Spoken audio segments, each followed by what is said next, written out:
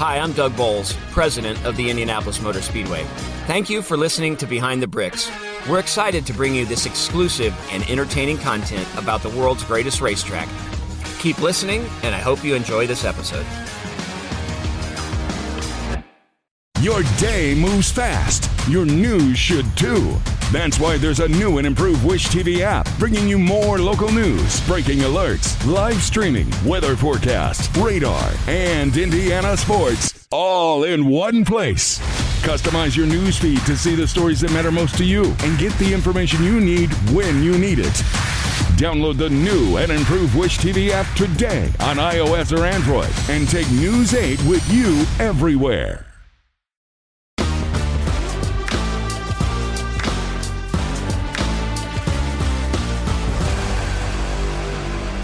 Hey, Indianapolis Motor Speedway fans, Doug Boles here with you for another episode of Behind the Bricks. You know, my favorite day of the year, just like many of you, is the Indianapolis 500. But second for me, the Driven to Save BC39 that takes place right here at the dirt track at the Indianapolis Motor Speedway. We thought it might be fun for you to come see what's it take to put on a USAC race at the Indianapolis Motor Speedway for some of the greatest short track racers in the world. Come on, let's go check it out. One of the things that's made this race so special in its first 4 runnings of the Driven to Save BC39 is how good the racing is on the track. That doesn't happen. Actually, it takes somebody like Reese O'Connor from Kokomo Speedway, who's come in here every single race we've had to help us prepare it. Reese, you're in here now.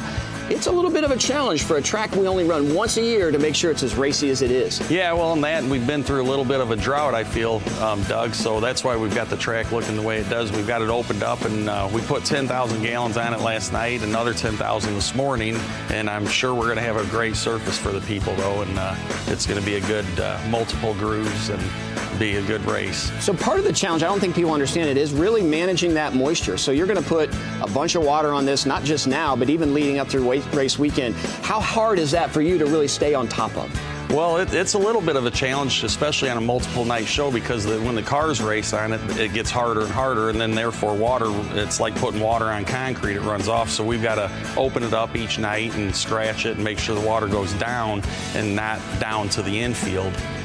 So it's a little challenging, but we're used to it, you know. So that's what you've done here. You've come through and really ripped it open last night. You're getting that water. How much water will go on this racetrack between now and the checkered flag of the final race? We'll probably put another 100,000 gallons on here before Saturday night, before the event's over. It's pretty crazy. A quarter-mile dirt track with 100,000 gallons of water.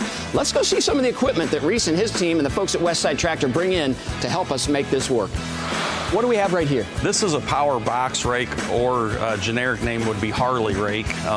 We use this to, after the cars have been on the racetrack and the surface starts to get hard, it's got little carbide nubs on it, and we'll use it to break the surface up and fluff it up a little bit so the water will, like we talked about earlier, the water will hold versus running off as much. So now that's something you do kind of pretty quickly. If you want to get more water into the ground, is this what we're using right over here? Yeah, this you can pound water in. This is what everyone knows is known as the sheep foot.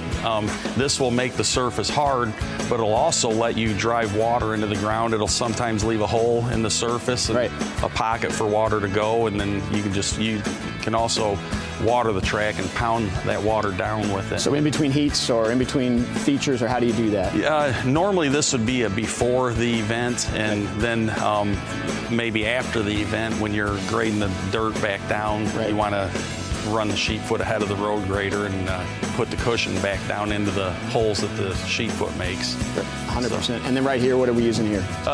This is basically just your John Deere Westside Tractor skid steer with a bucket on it. That just a nice piece to have here to moving stuff around. Yes. So obviously you're going to move some dirt. Like this place sat for a little while, so you took a little bit of the dusty or the silty dirt off, pick that up, and throw it in a truck to get it out of here. Exactly. Yes. That, or sometimes, I mean, with the beautiful wall here, instead of running the road grader blade into the wall, we'll take the skid steer, because you can be a little more precise with the bucket and clean some of that dirt away from the wall.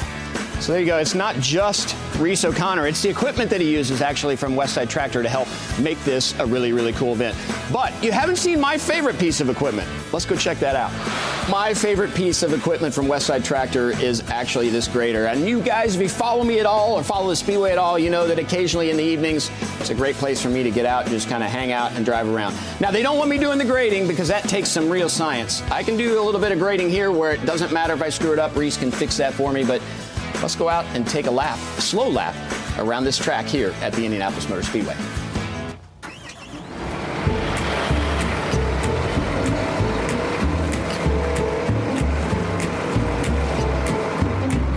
Certainly no Reese O'Connor. We told you it takes a little bit of time to actually get the dirt track ready. So you'll notice Reese and I are actually in different clothes because it's not just a one-day event. It's been a couple of weeks for him, and we're out here on the day we're about to get ready to go for the Driven to Save BC39. We got the water truck behind us. It's rained a lot, so fortunately we may not need this as much, but this is still an important piece of making sure the track is ready to go. It is. We did save on a little bit of fuel last night, which is okay, but definitely one of the most important pieces besides the road grader and a few other things that we talked about. So getting moisture in the track, or a certain amount of moisture, is important. We don't want it to flood. That's why the rain's a problem. But you will use this throughout the weekend. We will. Yeah, we will use it. We'll open the track up a little bit now and here this afternoon and use the truck to get a little bit more water in it. We did have it sealed over before the rain hit last night, and so right now we're in really good shape. So I think it'd be kind of fun to see how this fills, and then maybe if you could give me a lesson, I'll drive it around the track a little bit. Well, you can operate the road grader, so you don't need much of a lesson. Well, let's go see how this water truck works, how it fills up, why it's so important, and maybe we'll take a lap or two just to check it out.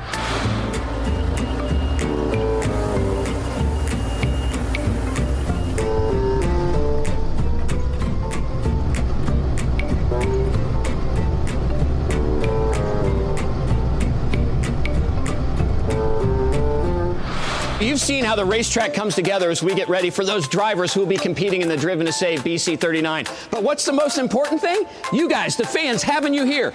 This temporary grandstand just put up a couple weeks before the race. This is where over 4,000 of you will watch the race this weekend. It literally takes a village to put on the Driven to Save BC39. So we've seen Reese O'Connor and all he does to help out. But Scott Petrie and the folks at Petrie Excavation helped us build the racetrack and also are here helping prep it as well. Dreyer Reinbold, our friend Dennis Reinbold, he gives us an amazing trailer that serves as our temporary media center for the media that are out here covering this event. And obviously, we've got the Westside Tractor folks. But you can't see the race at night without our friends at Musco. So Musco comes in, they light this thing up and makes it shine all over the city. If you're flying in on the night we have the BC39, those Musco lights make it special. And of course, our friends at USAC. They bring in that mobile race control trailer. That's here to take care of that. And Flow Racing comes here. So those of you that can't come to Indy can see it on TV. It literally takes a village to put on the Driven to Save BC39.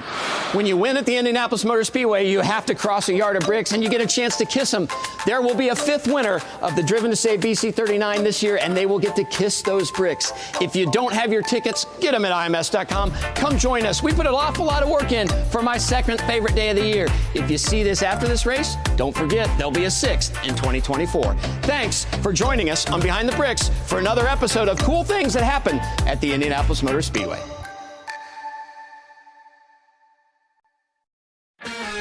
Thank you, fans, for listening to this episode of Behind the Bricks.